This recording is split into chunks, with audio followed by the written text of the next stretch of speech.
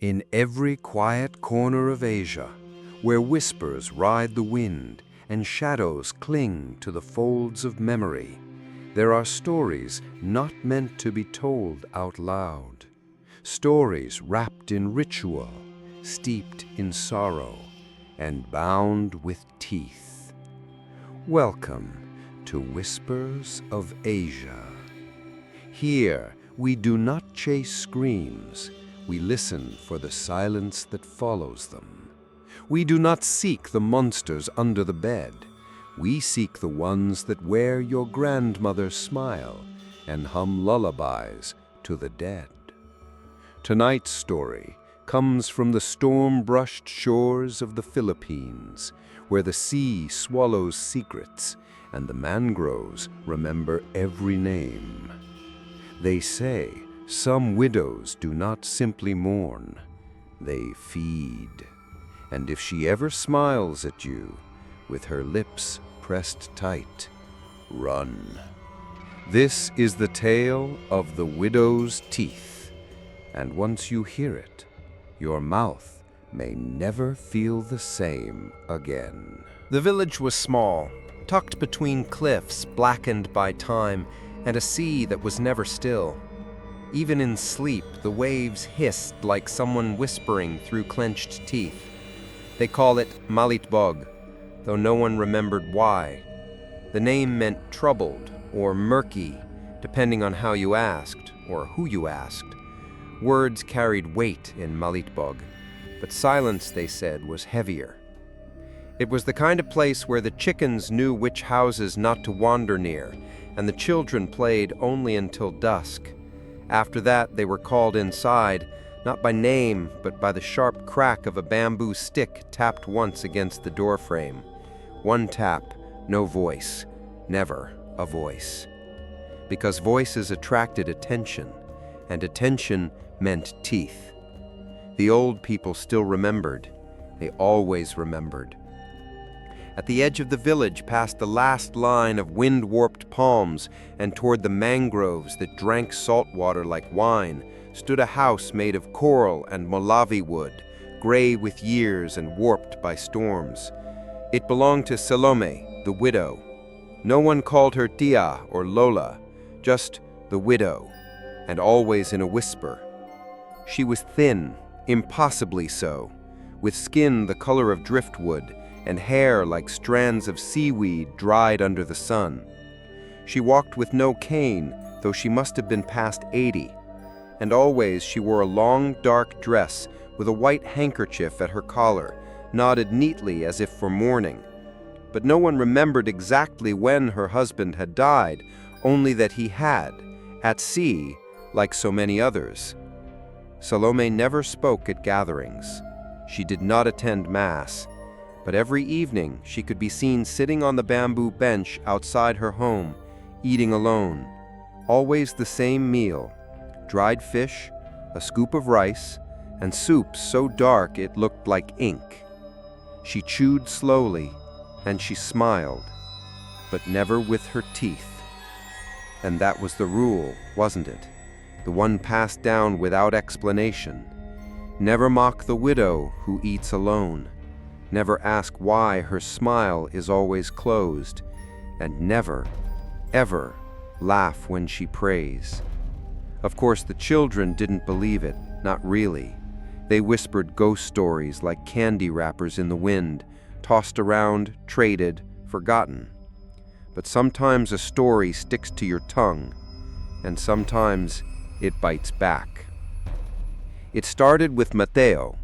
He was 13, all elbows and attitude, the kind of boy who whistled during Mass and spat beetle juice in the direction of the chapel when no one was looking. One dusk, he passed by the widow's house on his way home from the beach.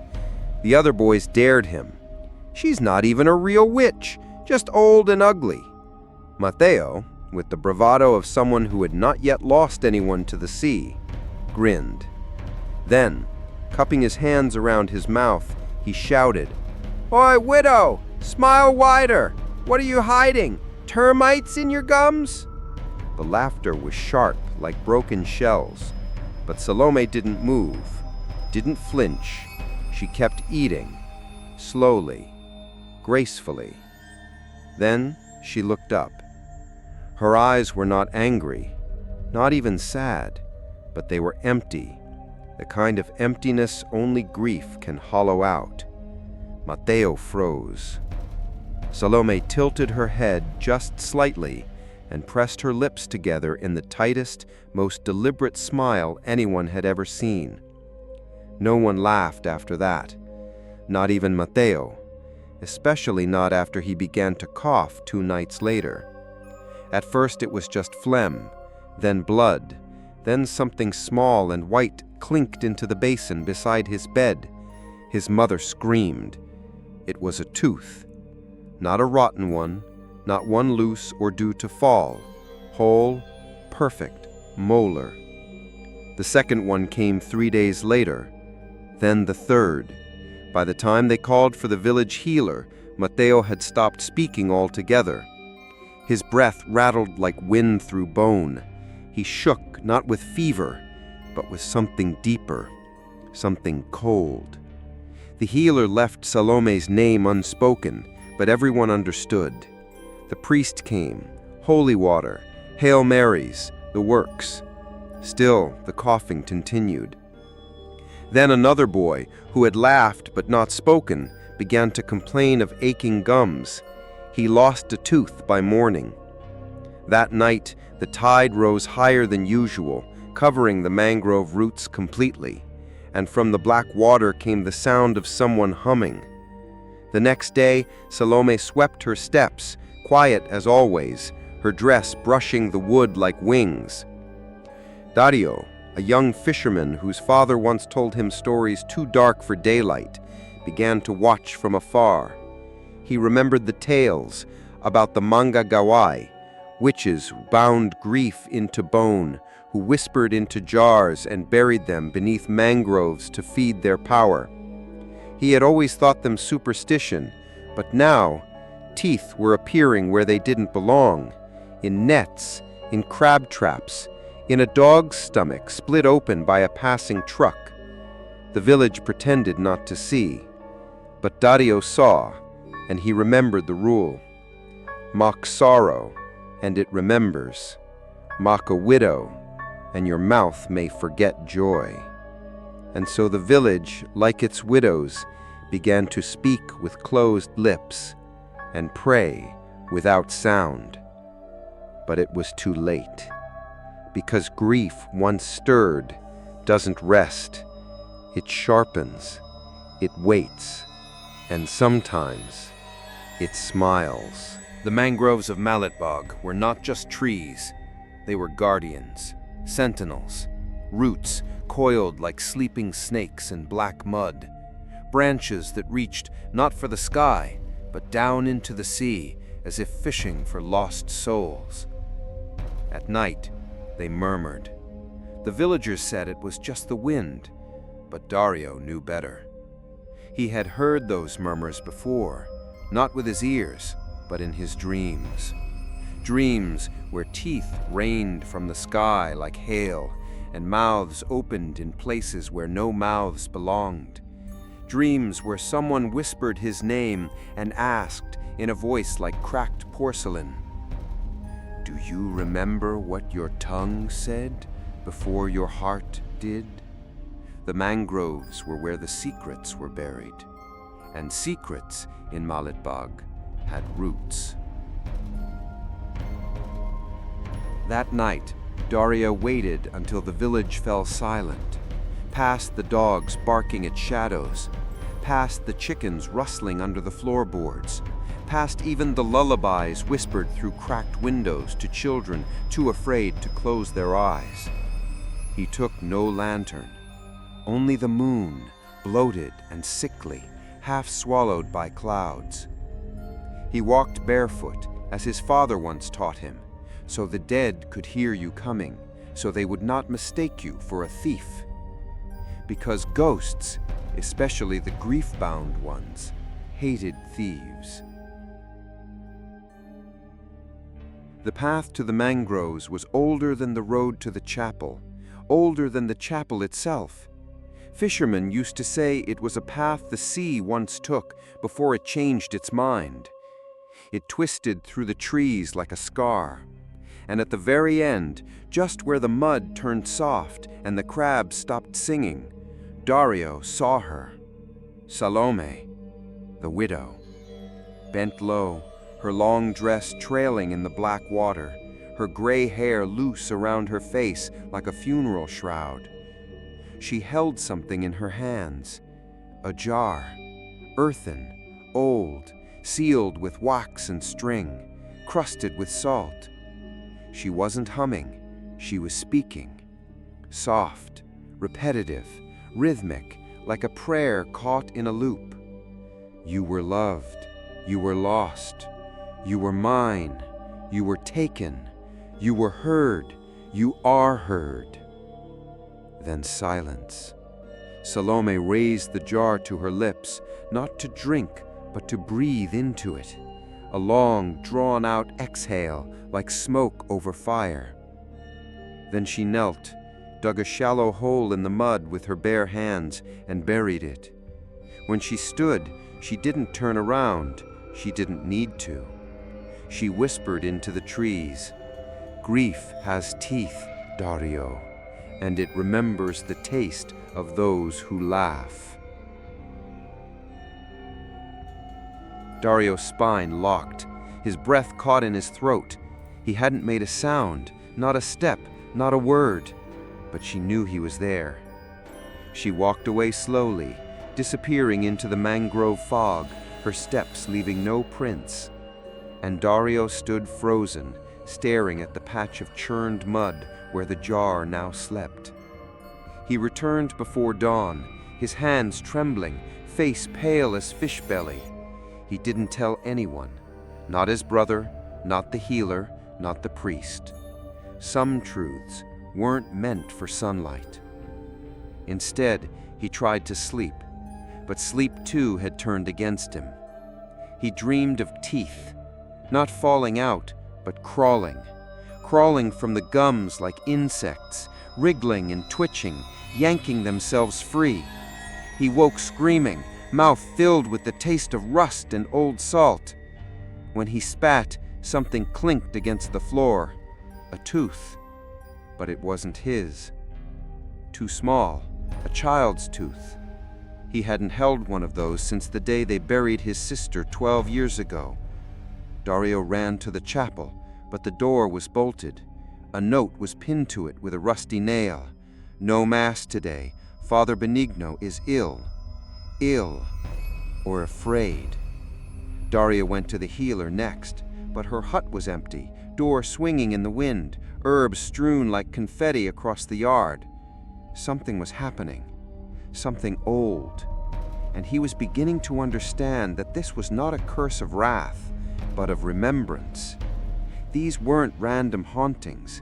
They were debts, teeth for teeth, grief for mockery, pain for laughter. He returned to the mangroves just before dusk, heart pounding. He had to see it again, had to be sure he hadn't imagined it. The jar, the ritual, the whisper. The tide was lower now. Mud cracked under his feet. He found the burial spot easily. The mud was still disturbed, still fresh. He dug with his hands, breathing fast, eyes flicking to every branch that creaked. And there it was, the jar.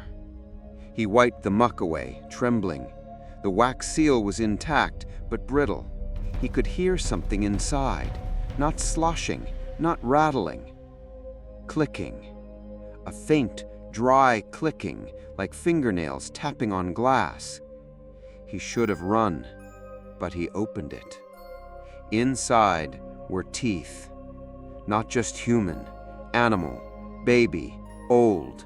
Some blackened, some milk white, some etched with symbols he did not recognize, circles, broken lines, a pattern like waves devouring a moon. And resting on top was a note. It was folded tightly, wrapped in red thread. He unrolled it with shaking fingers. It read, "For every smile mocked, a tooth shall be taken. For every sorrow laughed at, a root shall be ripped. Leave this offering undisturbed, or your mouth will learn to speak grief." He dropped the jar. It didn't break. It sank, like something too heavy for its size, pulled downward not by gravity, but by will. The mud swallowed it whole, and somewhere beyond the trees, a new voice began to hum. Not Salome's, a child's, soft, off-key, mournful. Dario turned and ran. As he reached the village border, he looked back once, and in the dark between the mangrove trunks, he saw dozens of tiny jars, each with a flickering light inside, like teeth smiling in the dark. The next morning, the village woke not to the sound of roosters, but to the sound of screaming. Old Marita, the baker's wife, had collapsed outside her hut, with blood pouring from her mouth. Her hands clutched her cheeks, her eyes wide, with something far worse than pain. It was disbelief. A molar had burst from her gums while she chewed breakfast. Not fallen, burst. Her husband swore he'd seen the tooth eject itself from her mouth with such force it cracked the clay bowl in her hands. By noon, 4 others had come forward with similar stories. All of them, in their own way, had once mocked Salome.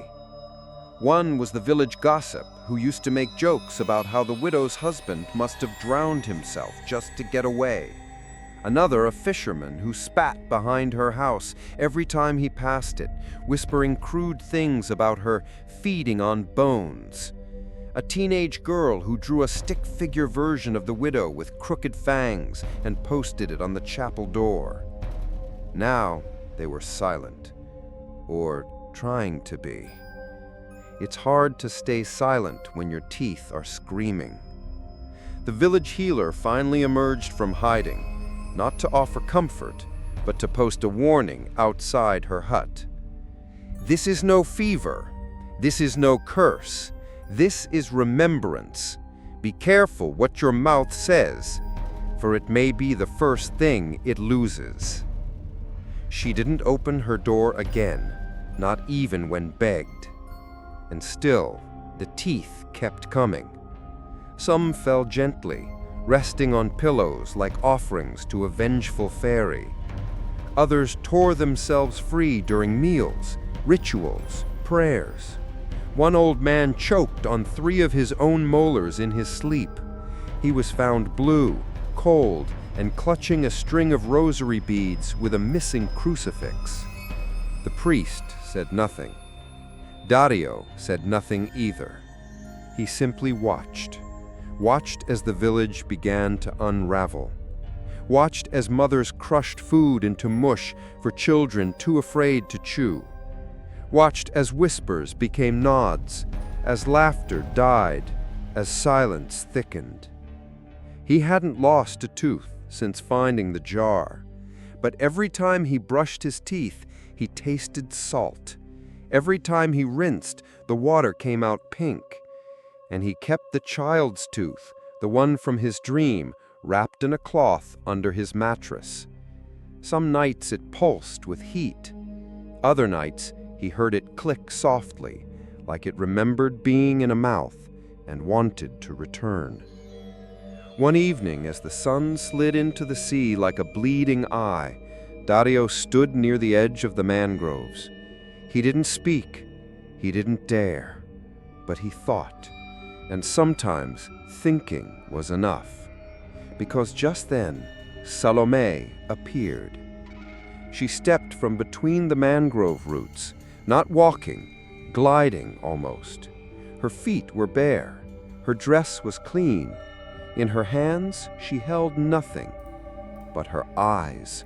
Her eyes were filled with an ancient ache, as if she carried the weight of generations in her bones. She didn't look at Dario. She looked past him, as if seeing every word that had ever been spoken about her, every joke, every smirk, every eye roll, every story told behind her back like she wasn't a person, but a punchline. And then she spoke. One word. So soft that the trees themselves seemed to lean in to hear it. Remember. She turned and vanished into the mangroves. Dario didn't follow. He knew the path, and he knew what lay beneath it. The next day, he woke to find something wrapped in cloth at his doorstep. Not food, not coin, a jar, not sealed. Inside were teeth, but not random. His teeth, the exact set he remembered losing as a child. Baby teeth, carefully arranged, cleaned, preserved. At the bottom, a slip of paper with writing in crimson ink. Your mouth once lied about sorrow. Now it remembers. Keep these close, or your tongue will be next. Dario dropped the jar. It didn't shatter. It rattled, like something waking up. He burned the note, buried the jar, and sealed the earth with salt. But still, that night, he dreamed of mouths. Mouths with no faces. Mouths with too many teeth. Mouths whispering his name from behind mirrors. And when he woke, his tongue felt wrong. Thicker, drier, as if it had remembered something it wasn't supposed to. Elsewhere in the village, the school teacher had gone missing. All they found was her diary and a basin of water stained red with rows of teeth floating like petals on a pond. Her last entry read, "I dreamed someone was flossing my soul." By now, the whispers had returned to the village, not in mouths, but in walls, in trees, in the creak of doors, the flutter of curtains. Whispers that said, "She doesn't need to speak. She doesn't need to shout. She has your names, and she has your teeth." Grief does strange things to the body. It dries the mouth, it cracks the voice, it hollows the eyes, and sometimes, if left too long, it hardens into bone. The old folks in Malatbag used to say grief lived in the jaw. That's why the dead were buried with their mouths shut, their teeth clenched or sewn closed, so that sorrow would not slip back into the world through a final scream. But no one remembered that anymore, except the widows. And Salome had remembered everything. She had once been young and laughing. She had once worn white. Her wedding photo, still tucked in the folds of an old Bible, showed a version of her no one in the village would recognize. Soft-eyed, round-faced, full of the kind of hope only fools and brides carry. Her husband, Arturo, stood beside her with the sea behind him, grinning as if the waves had never taken anything from him. Not yet. They were in love, simple, naive, human. Then came the child, a son born in the season of storms, with eyes like his father and hands that clutched at everything, life, laughter, her hair. His name was Benito. Salome loved him so much it frightened her. Love like that always knows it's living on borrowed time. When Arturo drowned, Salome did not weep at the funeral. She fed the mourners. She bowed her head. She accepted their prayers.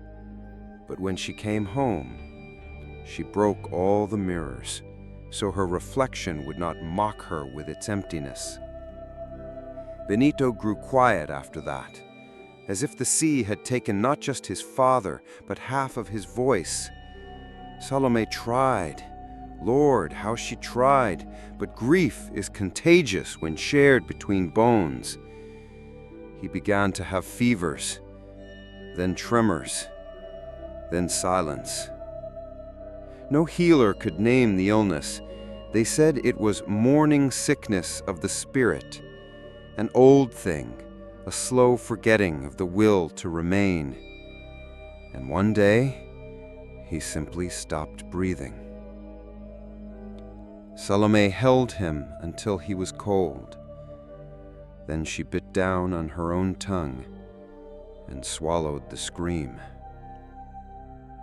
She buried him beside his father. No one came to the funeral. Not really. They said she was cursed. Said her grief followed her like a shadow. Said her house smelled of salt and rot and forgotten prayers. And maybe they were right. But what they didn't see was what she did next. At night, she went to the mangroves.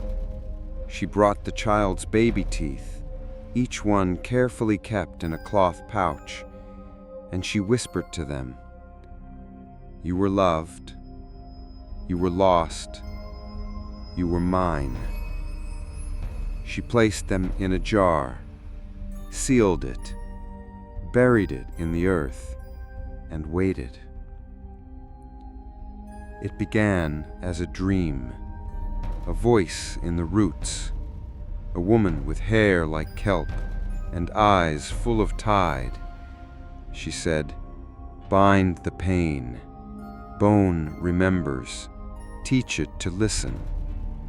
Grief unspoken will rot, but grief whispered will bite back." Salome did not argue. She returned with her husband's teeth and her mother's, and later with the teeth of her own pulled in silence, one for every year her sorrow remained unheard. Each jar held a name, every name a weight, and the mangroves drank them all.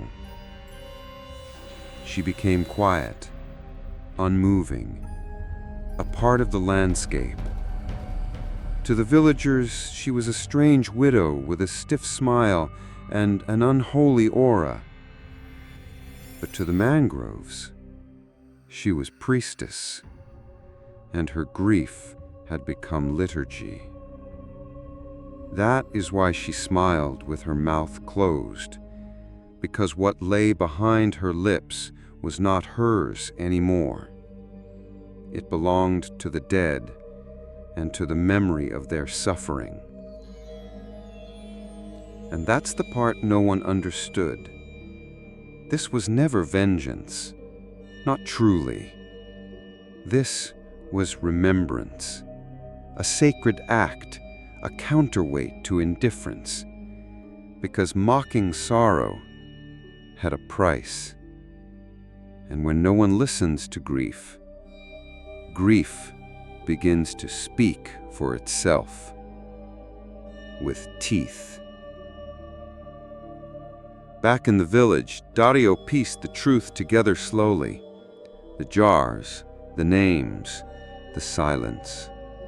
He remembered his own mother, how she cried behind a curtain when her father died, how no one brought her soup, how the neighbors whispered that maybe she should remarry, as if grief had an expiration date, how she stopped talking altogether before the year ended. And now he wondered, how many teeth had she lost before the end? That evening he walked the village with a notebook, asking, quietly, softly, about the dead. And it was then he noticed it. Every family had a tooth story. Every elder had lost one strangely. Every widow had a jar. They were everywhere, in cabinets, in shrines, in tree hollows. Some sealed, some shattered, some still clicking. This wasn't new. This wasn't Salome. It was older.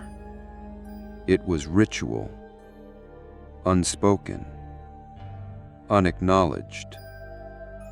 Until now. Until the laughter had gone too far. Until the silence broke its own rules. Until the mouths remembered what the minds had tried to forget. By now, the village had stopped pretending. No one dared speak Salome's name aloud, not even in prayer, especially not in prayer. Because prayers, it seemed, no longer rose upward. They sank into the roots, into the sea, into the waiting mouths of the dead. And the dead, it seemed, had developed a taste for teeth. At the edge of the market square, where once children had played with sticks and stones, an offering bowl appeared. No one claimed to have placed it there, but it was carved from bone, smooth, ancient. It sat under the banyan tree like it had always belonged. The first to offer something was Aling Estrella, the fish vendor's wife, whose jaw had begun to tremble uncontrollably every time she passed the widow's house. She crept up before sunrise and dropped a single gold tooth into the bowl, wrapped in a leaf of betel. The next morning, the trembling stopped. Word spread. By the third day, the bowl was no longer empty. Coins, clothes, prayers, baby teeth, salt, and always teeth. Fresh, old, stolen, bought, hidden under pillows and behind altars. Teeth from goats, teeth from pigs, even the ivory tip of an old priest's cane. It became known, silently, as the forgetting bowl. An attempt, perhaps futile, to appease what had been stirred. Dario watched it fill day by day. He said nothing, but inside him a pressure was building. Not fear, not guilt, something heavier. Recognition. One evening he stood before it and dropped in the tooth he had been hiding since the dream. The child's tooth, the one that had appeared beneath his pillow after the jar incident. The moment it landed, something happened.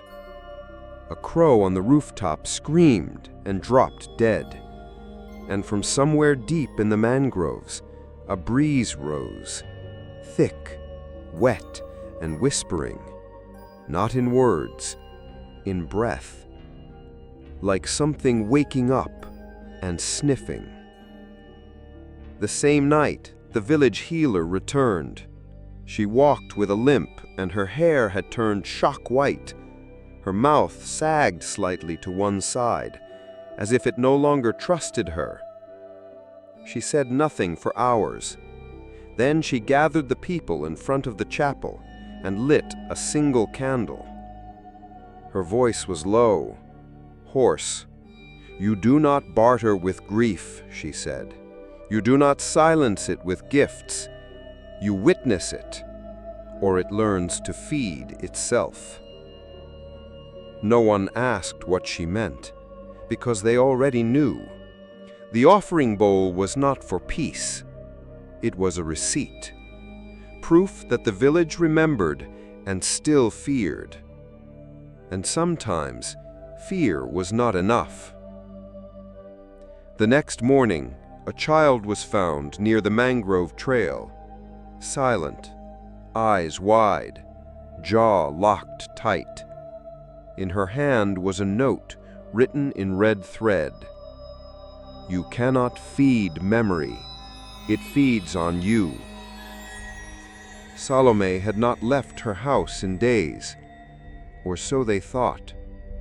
But Dario saw her, at dusk, walking barefoot along the shoreline, holding something to her chest.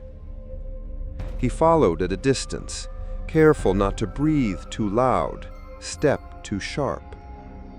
She walked until the mangroves opened, the roots curling back like fingers parting for a priestess. There, in the clearing, sat 7 bowls. Not 1, 7. Carved from driftwood and jawbone, placed in a circle, each one filled with teeth. Some old, some new, some still bloody. Salome knelt, placed her bundle in the center, unwrapped it gently. A skull, small, cracked, still wearing a rusted silver earring. Her son. She whispered, "They never let me bury you. They called you a curse. They called me Manggagaway, but I was just a mother, and you were just a boy." She wept. Not loudly, not theatrically, but like someone pouring salt into a wound that never closed. The wind howled through the mangroves, the bowls rattled, and in that moment, Dario understood the truth. This wasn't about vengeance. This was ritual, remembrance, reclamation. She was feeding the memory of what the village refused to face. Not the dead, but the forgotten. Those mocked, those lost, those buried without prayer or name. The bowl in the village was not the only offering. It was Mirne the first. And every time someone dropped in a tooth, they weren't absolving themselves. They were joining something, adding their name, their scent, to a growing archive of guilt. And that guilt was growing teeth. That night, the chapel bell rang on its own. The church door swung open, and inside, every crucifix had fallen from the wall. Not shattered, just laid gently on the floor, like mouths finally giving up their last words. It started as a tingle, a harmless pulse in the gums, a twitch beneath the tongue, a sensation like something small wriggling. The villagers called it anging ng ngipin, the tooth wind. At first they laughed about it, nervous jokes, half smiles.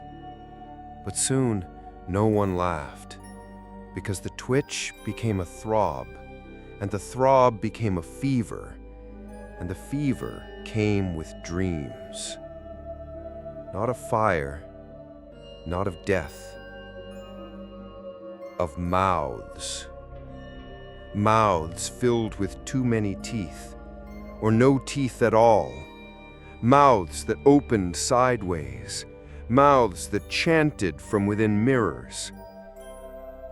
By the end of the week, half the village was ill, not with coughing, not with fever, but with something older. They began to complain that their jaws no longer felt like their own. Some claimed they could hear their molars clicking on their own at night. Some said their tongues were trying to speak things they didn't remember knowing. And in one case, a man was found convulsing by the riverside, frothing at the mouth. When they pried his jaw open, they found something pulsing beneath his gums. Not maggots, not rot, but a second row of teeth. Small, pale, infantile. Like a new mouth trying to grow beneath the first.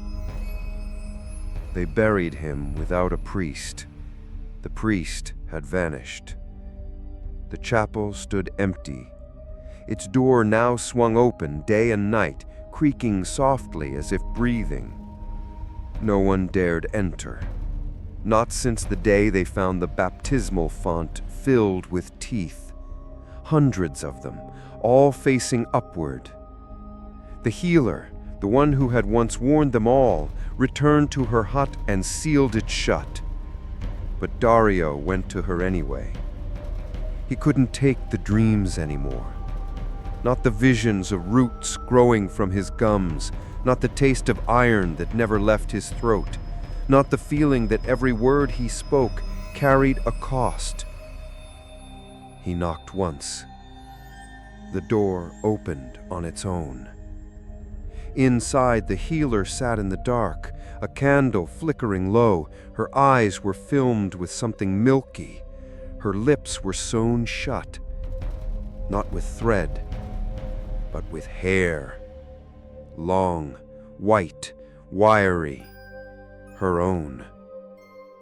But somehow she still spoke, voice pressed directly into his skull. "It's not a curse," she said. "It's a memory. You disturbed it. You opened a jar that was not yours. And now the mouth of the village remembers everything." Dario stepped back. "What do I do?" he whispered. The healer did not blink. "Stop speaking. Stop naming.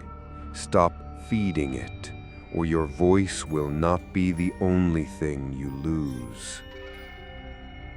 Dario left before the candle died, and outside he noticed the trees. They had begun to lean, not toward the sun, but toward Salome's house, as if listening. That night, he awoke with the sensation of choking. He ran to the basin and spat blood, then something small and wet. He reached in. A tooth, still rooted, still fresh, but not his. He knew, because on the enamel was a tiny scratch, a circle, and within it, a mark that looked like an eye. He screamed, but the sound came out wrong, not like a voice, like chewing. He clamped his mouth shut, sat on the floor, shaking. He understood now what was happening. The village had not merely angered something. They had fed it, named it, mocked it, and it had grown. And now it was inside them, chewing, gnawing, growing, in the walls of their jaws, in the cracks of their words, in the weight of every unspoken grief. The sickness wasn't in the body, it was in the memory of the mouth. And that could not be healed, only silenced. By morning, the village square was empty, shutters drawn, doors barred, not a rooster crowed, but the bowl remained, overflowing, with teeth and notes and desperate prayers. One read, "I am sorry. I laughed at her. I said she was lonely. I said she smelled of death. Now my daughter cannot close her mouth."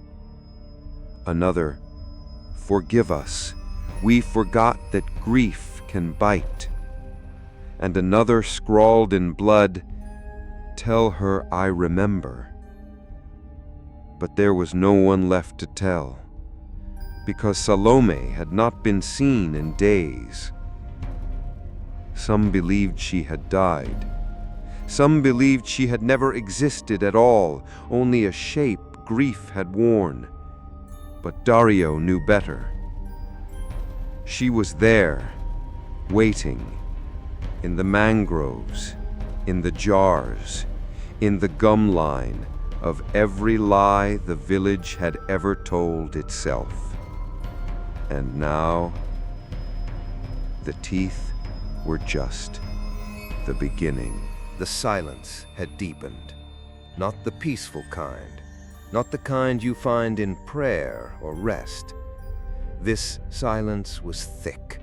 It had weight, like fog that curled into ears and settled on the chest. No dogs barked, no crickets sang. Even the sea had gone quiet, its usual breathing now replaced by something slower, heavier, like it too was listening. And in this silence, the villagers tried to pray. But the prayers no longer came out right. They began with familiar words, Ama namin, sumasalangika, but would stutter, fracture, rot midway through the mouth. One woman said that when she tried to pray, her lips moved, but the sound that came out was laughter. Not hers, not even human.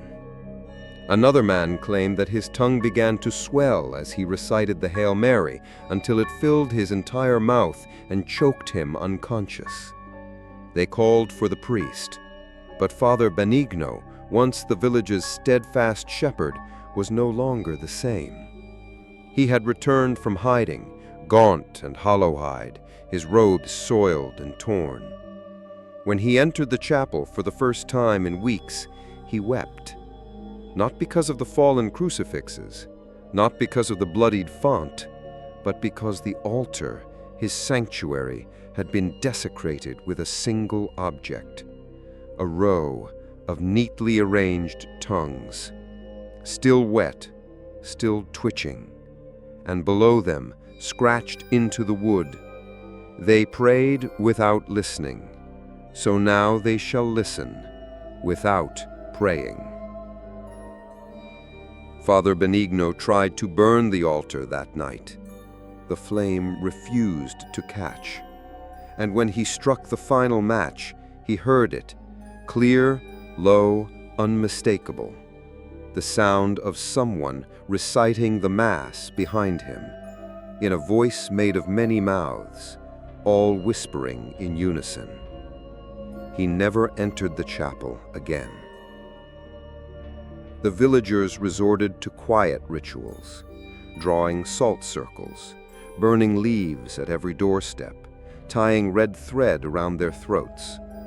Some began wearing masks, not for vanity, but for safety, to keep their lips closed, to keep their tongues inside, because they'd seen it happen. Old Tomas, the potter, had tried to recite a forgiveness prayer one night. Nothing dramatic, just words murmured over soup. Midway through, his tongue burst from his mouth with a snap like pulled cork. It landed in the bowl, still twitching. He bled out before sunrise. His wife swore she saw his tongue crawl back toward the chapel on its own. Dario stopped speaking altogether. He tied a strip of cloth around his mouth, not out of superstition, but survival. But he listened. He listened as the trees began to hum at night. He listened as the waves began to pulse like a heartbeat. He listened as someone or something began to speak through the walls. At first, it was muttering, like breath caught in wood. Then the words grew clearer, and it was always the same phrase. You laughed at sorrow, you mocked the hunger, so now you shall feed it. And Dario began to understand what was coming. This wasn't a haunting, it was a harvest. Grief had grown teeth, and now it needed to eat. Not just memories, not just bones, but voices, tongues, the very instruments of mockery. On the 7th night since the bowl first overflowed, the wind changed. It came from the sea, sharp, cold, metallic. People woke with blood on their pillows, not from coughing, but from biting. In their sleep, their jaws had begun to chew on their own flesh, as if their mouths no longer knew the difference between food and sin. A child was found wandering the shoreline, mouth sewn shut with fishbone thread. When they cut the thread, she whispered only one thing: "The widow's God listens with bone." She died before they could ask what she meant, but Dario didn't need to ask. He had returned to the mangroves, not to confront Salome, not to destroy the jars, but to understand. He brought with him no weapons, no candles, no salt, only silence. And it was there, at the foot of the oldest mangrove tree, its roots like ribs reaching skyward, that he found her. Salome, kneeling, eyes closed, and beside her, not jars, but tongues, dozens of them, laid out in perfect rows, some black, some pale, some still glistening with memory. She looked at him. Her mouth did not move, but he heard her, deep inside his bones. They mocked my silence, so I took theirs, and still I am hungry. She opened her mouth slowly. It was dark inside, but not empty. No, it was full of teeth, too many, not just hers, teeth layered on teeth, rows behind rows, an archive of every joke, every insult, every cruel whisper ever aimed at her sorrow. They had laughed, and now there would be no more laughter, only prayers without tongues, and mouths that remembered. There is a moment just before dawn when the world holds its breath. The darkness does not lift, the birds do not sing, and even the sea forgets to move. In Malitbag, that moment had stretched. What should have been seconds became hours, and in that stillness, something began to sing. Not a hymn, not a lullaby, but something older, something made of breath and sorrow and bone. It came from the mangroves, a sound not carried by wind, but pulled from the earth, a low, droning hum, as if the trees were vibrating from the inside, like throat singing, but wrong. Too many notes at once, too many voices, and none of them human. The villagers called it the Mangrove Choir. They didn't name it out loud, just pointed, trembled, listened. Some claimed it was the voices of the drowned, others the wailing of unborn children, and some whispered it was the sound of regret remembered by the roots. Because mangroves, they said, don't just drink salt water, they drink grief. And grief, when nourished long enough, learns to sing. The village began to rot from the inside out. Walls wept, wells soured, the rice turned black in its sacks, as if ashamed to be eaten. And still the teeth came. One man found a molar embedded in a fish. Another pulled one from his foot like a thorn. A child coughed out an entire set of dentures. No one knew where they came from. The air tasted like rust, and every night the mangroves hummed louder. Dario stopped sleeping, not out of fear, but out of knowing. He knew something was being called. Each jar, each tooth, each offering, each whispered name. They were notes in a song, a litany, a summoning. He returned to the shore one evening, drawn by the sound, and there, in the tide-slick mud, he saw them. jars. Dozens, hundreds, all half buried, arranged like a mouth wide open. Each jar clicked softly. Each one whispered a name. And at the center stood Salome, eyes closed, arms raised, and around her the mangroves moved. Not swaying in wind, but bending toward her, curving, leaning, bowing, like instruments awaiting command. And then she sang. Not with her mouth, that remained shut, but with her chest, her hands, her teeth. The sound that came out was unholy, a harmony of agony, a dirge of every woman silenced, every mother mocked, every grief dismissed with a laugh. It echoed across the sea, and from the waves the dead began to rise, not as ghosts, as memory. Fishermen with mouths sewn shut, children with eyes full of salt, widows with jars for heads and teeth spilling from their fingers. They did not speak, they sang, and their song filled the village, every wall, every rooftop, every shrine. No one could hide from it, because it wasn't a sound carried through air, it was carried through bone. It vibrated in teeth, buzzed in gums, burrowed into the very marrow of silence.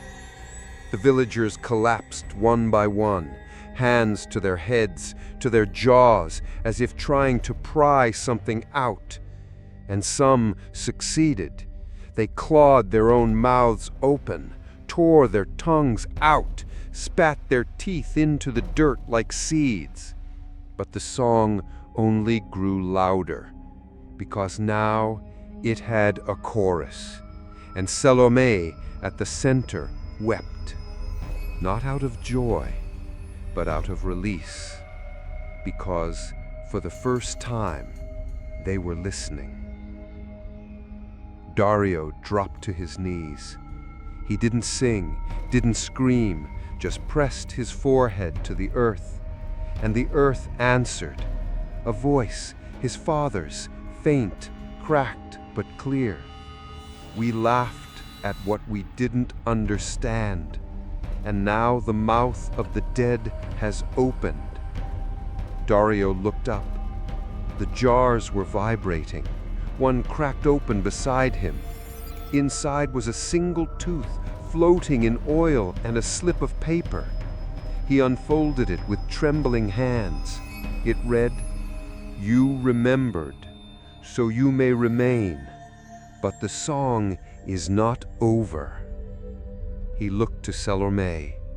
She met his gaze. For the first time, she smiled, wide, and the teeth that filled her mouth were not hers. They were the village's. The price of forgetting, the price of mocked sorrow. The mangrove choir reached its crescendo, and then silence. Not absence, fulfillment. The mouths of the dead had spoken, and what they had to say was done, for now.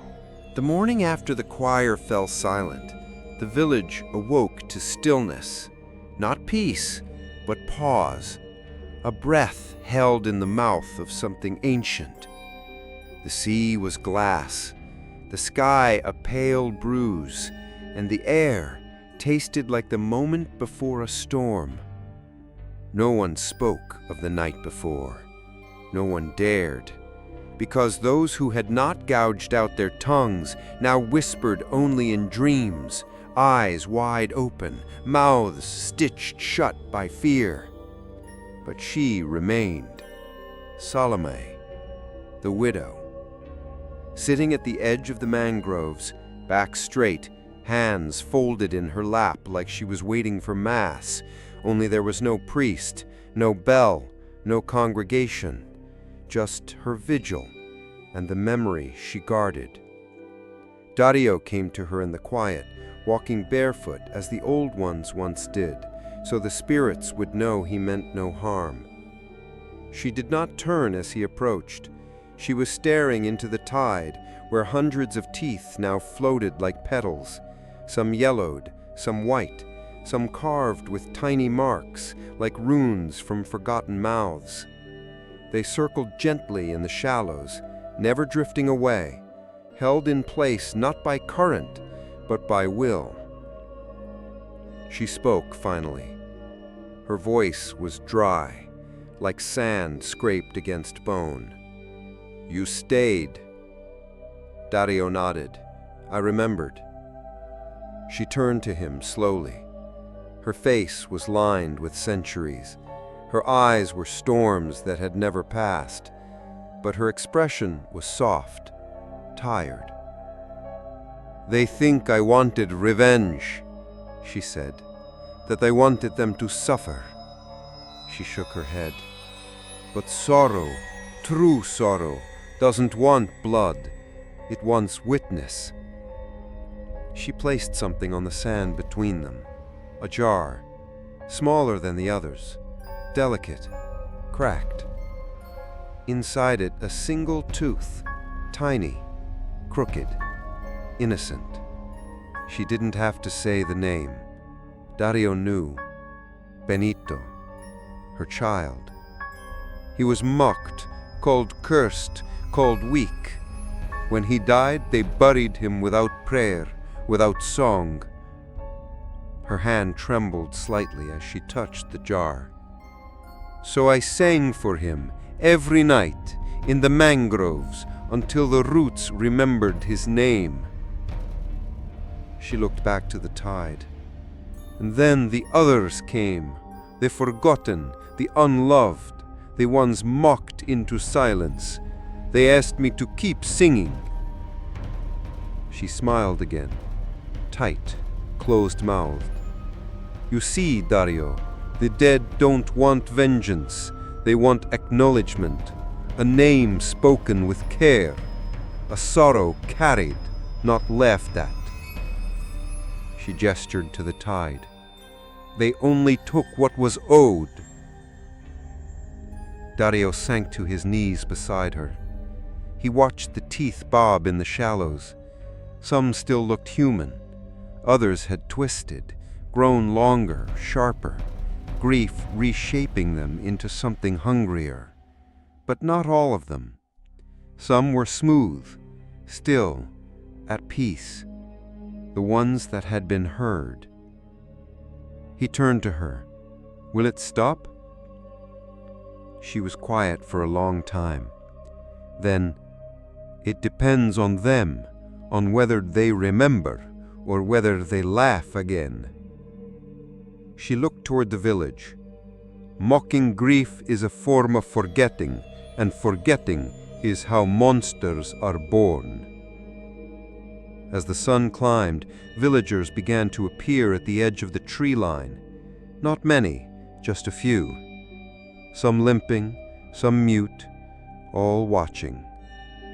Salome did not wave, did not speak. She simply sat, her vigil unbroken. At noon, someone approached, a girl no more than 10. In her hands she held a doll, handmade, stitched with red thread and missing its front teeth. She knelt beside the jar, placed the doll beside it, and whispered, "I'm sorry we laughed at your boy," then turned and walked away. Salome closed her eyes, and for a moment, just a flicker, the tide pulled back. The teeth scattered. Some disappeared beneath the waves. The water swallowed them like secrets forgiven.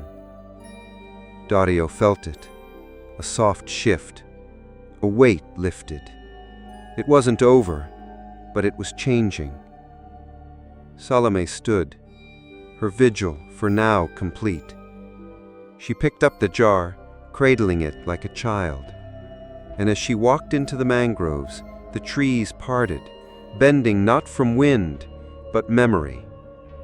Her shape melted into the green.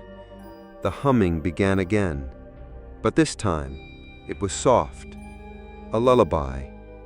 No mouths, no hunger, just grief, finally being carried. The sea had always taken more than it gave. That was the first lesson every fisherman in Malletbog learned. The nets could be full, yes, the winds could be kind, but one slip, one storm, and the ocean would remind you who held the true line. Dario had always respected the sea, but now he feared it. Because something older than tide had awakened, something that remembered every laugh, every shrug, every dismissed funeral, and it had been keeping receipts. The widow's vigil had stirred something in him. Not guilt, not even grief, but debt.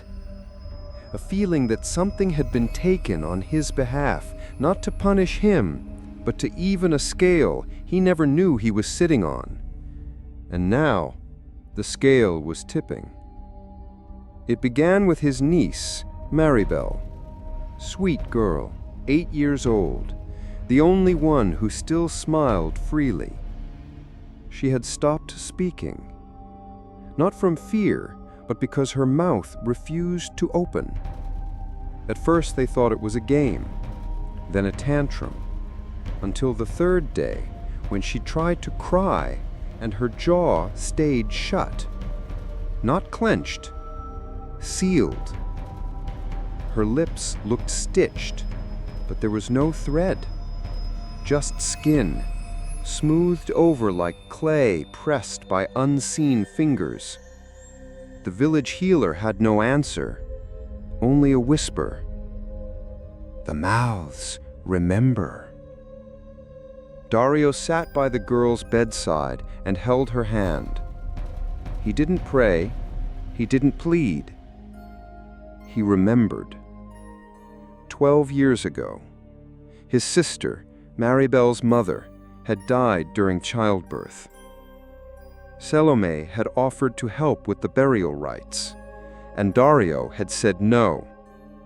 He had mocked her then, said she smelled of death, said her hands were meant for jars, not cradles, said she should bury her own grief, not infect others with it. And now, his sister was dead, and her daughter silenced. He stood in the doorway of that small house, feeling something move behind his ribs. Not dread, not even fear, but understanding. The kind that burrows into the spine and says, "This is yours. You planted it. Now it grows." That night, he returned to the mangroves. Not to beg, not to demand, to offer. In his hands, he carried a bundle, wrapped in a shawl once worn by his mother. Inside, a tooth, cracked and yellow, a silver locket with no picture inside, and a stone, smooth and black, the last thing his sister had held before dying. He laid them gently in the mud. He whispered, "I remember now, and I ask for nothing." The wind shifted, branches creaked, water lapped, and then a voice. Not Salome's, a child's, high, airy, soft. "Why did you laugh?" He froze. The voice came again. "You laughed when she cried. You rolled your eyes at her altar. You whispered jokes while her child was buried."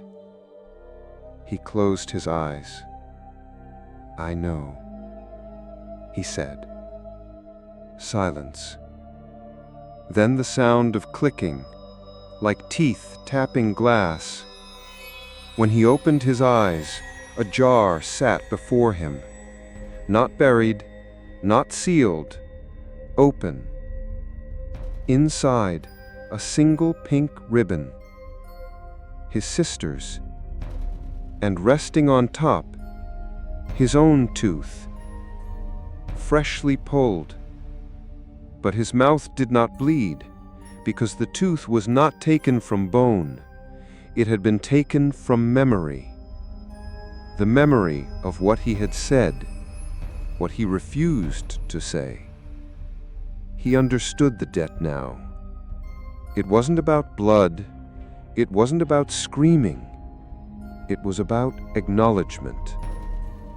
The kind of sorrow that never asks for pity, only presence. He bowed his head to the mud, and the jar sank slowly. The mangroves hummed, but not with hunger, with acceptance. When he returned to the village, Maribel was asleep. Her mouth was open, soft breath rising and falling. Her lips bore no scar, no memory of what had sealed them. But her eyes, when they fluttered open the next morning, they looked at Dario not with confusion, but with recognition, as if part of something older had passed through her and was now satisfied. Dario didn't tell the others. He simply waited, watched. And as days passed, others began to make their way to the mangroves, carrying bundles, tokens, teeth. Some went silently, some returned in tears, some never came back. But those who did, those who understood, found something had shifted. The humming faded, the air lightened. The sea remembered how to breathe. Not because the debt was gone, but because it had been seen. One evening, Dario stood alone by the shoreline. In his pocket, he carried a slip of paper. Faded, frayed. On it, the same phrase repeated 7 times. Mock sorrow, and your mouth will forget joy. He watched the tide roll in, watched the foam curl around the mangrove roots, and for the first time in weeks, he smiled. Teeth showing, not in defiance, but in reverence.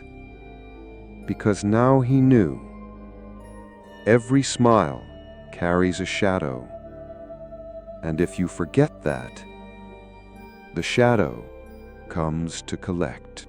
It began with the fish, not the absence of them, but their return. At first, the villagers thought it a blessing. The nets were full again, overflowing with silver. The tide, once shy and trembling, came in confident, clean. But then someone noticed. The fish weren't right. Their mouths were wrong. Some had no teeth where there should be rows. Others had too many. Gums torn, tongues missing, jaws crammed with white fragments that didn't belong. And worst of all, some bore human molars. One was pulled from the net with a tooth embedded through its gill like a piercing. Another, when gutted, revealed a lump in its stomach, an entire jawbone, cracked but intact, still holding the memory of a scream. The healer was summoned. She touched the fish, closed her eyes, and whispered, "The sea is returning what we tried to bury." The ocean, once a taker, was now a messenger. and it had learned to speak in ivory. Each day, more things came from the water. Not corpses, not wreckage, teeth, washed up in piles like seashells, littering the shore, filling crab traps, lodged inside oysters like cursed pearls. Some were pristine, others blackened, brittle, half-rotted, but all bore the same signature: grief. The kind that was once silenced, the kind that refused to stay buried. Children began to ask their parents, "Whose teeth are these?" And the parents had no answers, only apologies. Some wept as they scooped them into sacks. Others tried to burn them, only to watch the flames hiss and die. Saltwater memory, they said, cannot be cleansed by fire. Dario walked the shoreline every dawn, hands in his pockets, eyes on the waves. He no longer searched for fish, only signs. And one morning he found it, a boat, or what remained of one. Driftwood nailed with prayer beads bobbing gently in the tide. Inside, nestled like cargo, was a child's skull, and resting in its hollow mouth was a rolled scroll. He unwrapped it with shaking fingers. It read, "They laughed when I cried. They mocked my mourning. So I gave my sorrow to the sea.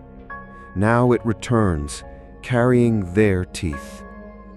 The signature was a single letter, S. Salome. Word spread fast. The shoreline became taboo. Salt no longer purified, it preserved. Even the church well was tainted now. Drawn water sometimes came out red, not like blood, like rust scraped from bone. When boiled, it released a smell no one could explain, something between funeral flowers and spoiled milk. One night, a fisherman tried to return his catch to the sea. He felt guilty, ashamed of profiting from grief. He walked to the rocks and poured the fish back in one by one, but the sea refused. Wave after wave spit them out, not softly, but violently, until the man slipped, fell. And when they found him at dawn, his mouth was gone. Not his face, not his teeth, his mouth. A clean, round void where lips had once been, like someone had scooped it out and filled it with silence. The mangroves, too, began to shift.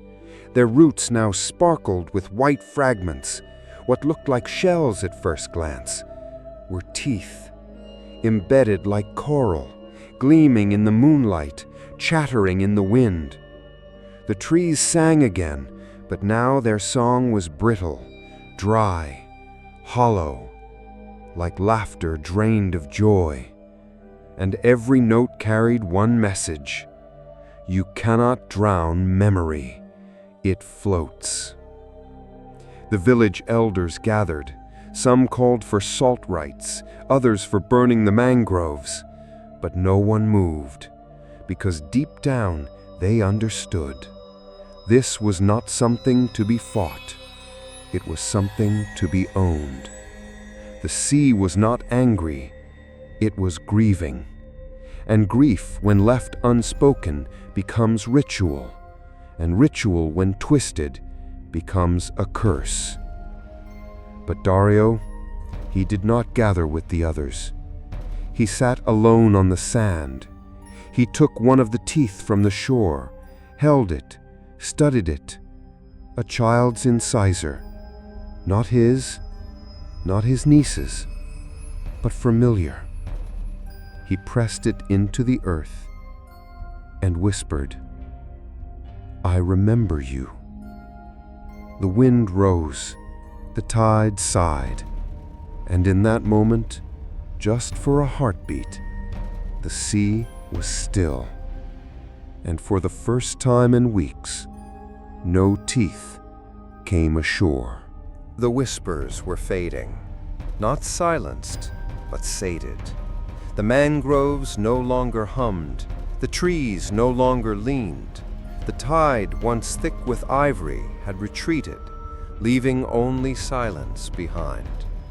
But silence can be a warning, the kind before a deeper sound, the kind that waits for something final. Dario knew it wasn't over.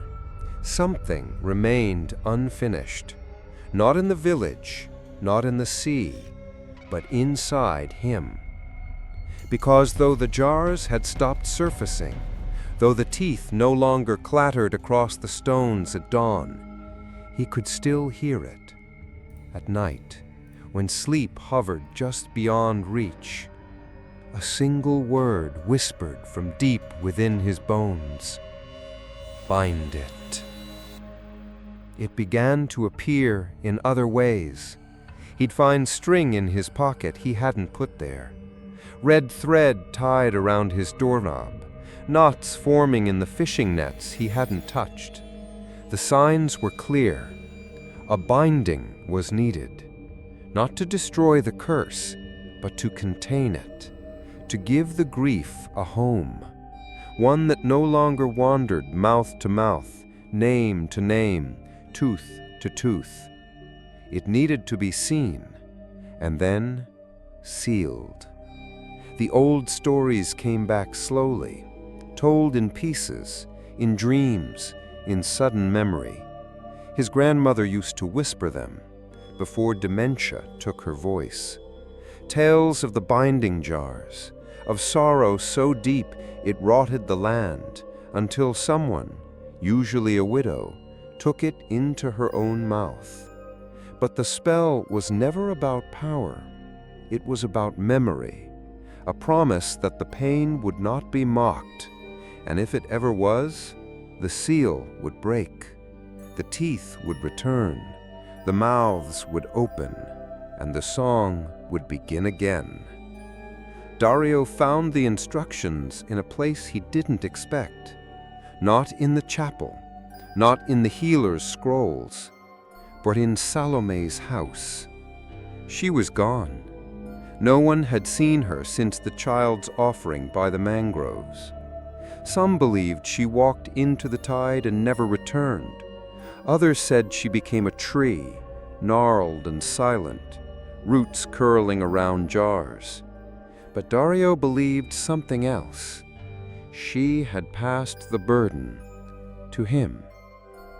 Inside her home, everything was immaculate, the kind of clean that doesn't come from pride, but from preparation. And in the center of the single room, a table, a candle, and a sheet of parchment weighted down with a single blood-stained tooth. The words were written in sharp looping Visayan script, familiar but old, ancient. He could still read them. To bind sorrow into stillness, one must offer what speaks. Not hands, not heart, but tongue. It wasn't metaphor, it was instruction. He would have to give his voice, not just in sound, but in sacrifice. And the grief, once heard, would be silenced, not erased, but held, contained, respected, witnessed. He prepared the ritual as she had done, by moonlight, barefoot, alone. He walked to the center of the mangroves, carrying with him the tools, a jar carved with bone, a strip of his late sister's shawl, and a blade soaked in salt water. He sat before the oldest tree, the one with roots that glimmered from within, not from light, but from memory. He placed the jar in the mud, lit the candle, and waited. The mangroves were utterly silent. Then the wind returned, low, slow, carrying a sound not of words, but of names. Hundreds, thousands, each one a child once mocked, a woman once shamed, a soul buried without mourning. He did not flinch. He picked up the blade, steadied his breath, and without hesitation, he cut. Not deep, just enough. Enough to free the voice, his voice. He held his tongue between his fingers as the pain bloomed like fire. But he did not cry out. Instead, he breathed into the jar, a long, shaking exhale, filled with every unsaid apology, every lost name, every piece of grief he had once ignored. Then he placed the tongue inside, wrapped it in the shawl, tied it with red thread, and sealed the lid with wax drawn from Salome's last candle. The mangroves leaned in, the wind stopped, and from the trees 1,000 mouths sighed in unison, not in hunger, not in pain, but in relief. The binding was accepted. The jar sank slowly into the mud, pulled not by gravity, but by agreement, a pact. And from the roots a new hum began, not a dirge, not a warning, but a lullaby, something that said, "It is enough for now." Dario left the mangroves voiceless, but not broken. He no longer needed words. His silence was not absence, it was honor. He wore it like a cloak, a prayer, a scar. And the village changed around him. The offerings stopped. The teeth disappeared. The sea, once bloated with memory, returned to its rhythm. But every now and then, when the wind shifts just right, when the tide turns a certain way, the children swear they hear it, a faint clicking, like someone whispering with their mouth full of teeth. And they ask, "What is that sound?"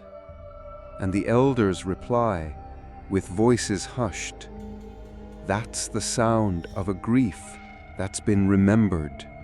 Don't forget it." The villagers began to smile again, cautiously, gently, as if testing whether their mouths still belonged to them.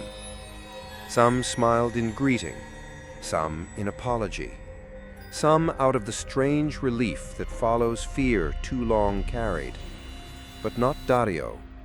He hadn't smiled since the binding, not because he had lost the ability, but because he had gained something else, reverence.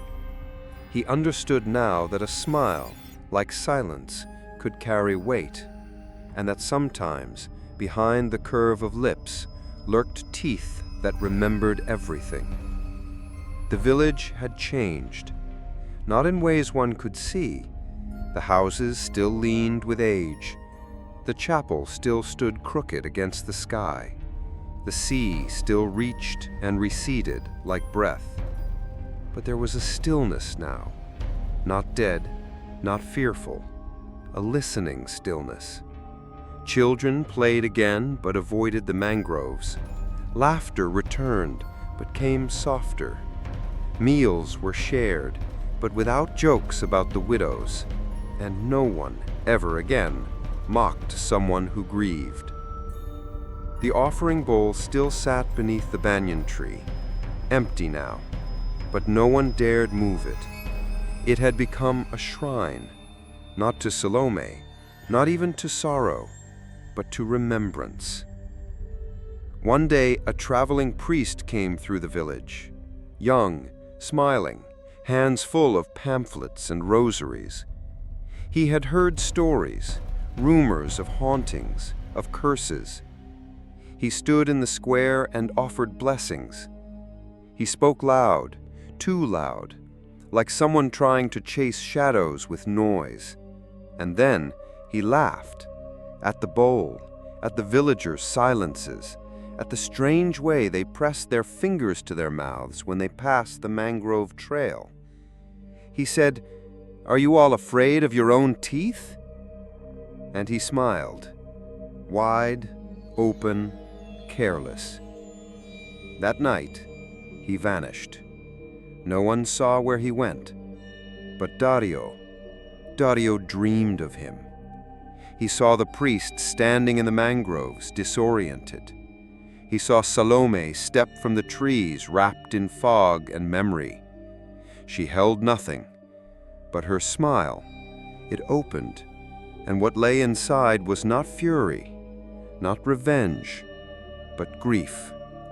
Grief shaped into rows of teeth that never belonged to her, but had been entrusted to her, to carry, to remember, to protect.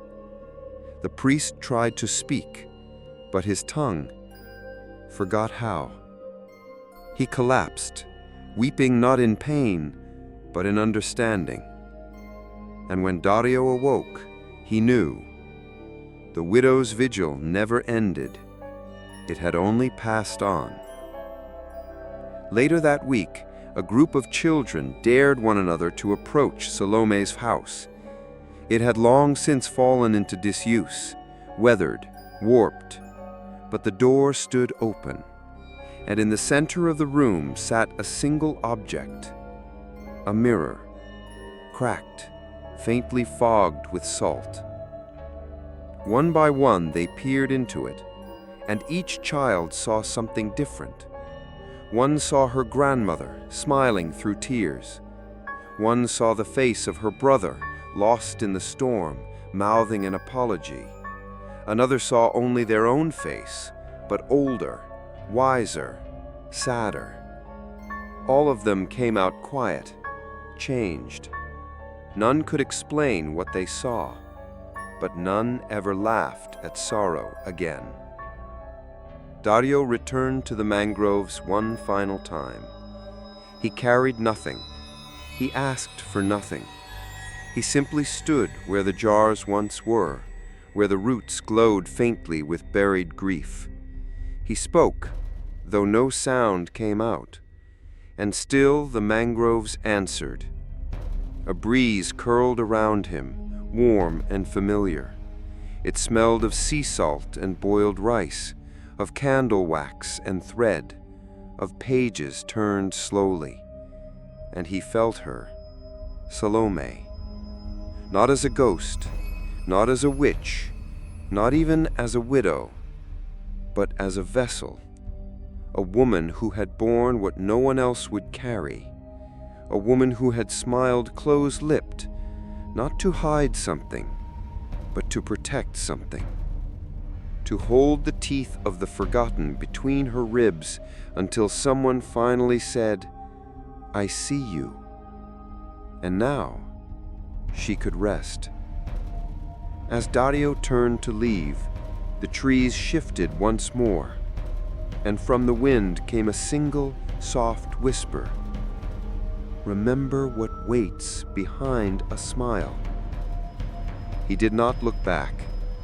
He didn't need to, because now, every time someone in the village smiled, they did so with care, with reverence, with the knowledge that sorrow, if mocked, has teeth, and that sometimes a smile is the mask worn by grief to keep from screaming. There's a place on the Philippine coast where the waves are gentle and the mangroves hum if you listen long enough. A place where the fish are plentiful, but the villagers only take what they need. Where the children play in silence after dusk and smiles are exchanged like folded prayers. The place is called Malitbog, and no one remembers when it changed, because no one speaks of it, not out of fear, but out of respect. You can feel it the moment you arrive, that hush in the air, that weight behind every glance, that strange sense that the wind is listening, not to gossip, but to see if you've forgotten what was once mocked, forgotten who was once left to grieve alone, forgotten the sound of teeth rattling in a jar beneath the earth. The villagers will not tell you what happened, but if you walk to the edge of the mangroves and sit very still and close your eyes, you might hear it. Not voices, not screams, just the soft clicking of roots shifting, of jars breathing beneath the mud, of 1,000 sealed mouths resting. The offering bowl is still there beneath the old banyan tree. No one touches it, no one cleans it, but every few months a fresh tooth appears. No one sees who places it, but all understand why. It is not a curse. It is not superstition. It is remembrance, a promise made to the past. We will not laugh at sorrow again. We will not forget what silence had to say. The chapel remains, though the priest never returned. Its doors are always open now, but no sermons are spoken. Instead, people come to sit, to breathe, to cry, to remember. And inside, where the altar once held scripture, now sits a single item, a cracked mirror, framed in driftwood and thread, fogged with time. It does not reflect your face, at least not right away. It shows you what you've forgotten, or who. Some see mothers, some see children, some see themselves much older, mouths closed, eyes wide. Everyone leaves different, and no one ever speaks of what they saw. Salome's house still stands. No one lives there, but someone tends the garden. Lilies grow in neat rows, and at night the windows flicker with soft light, like candle flames hidden behind memory. The villagers say nothing. They walk by with their heads bowed slightly. And when children ask, "Who lives there now?"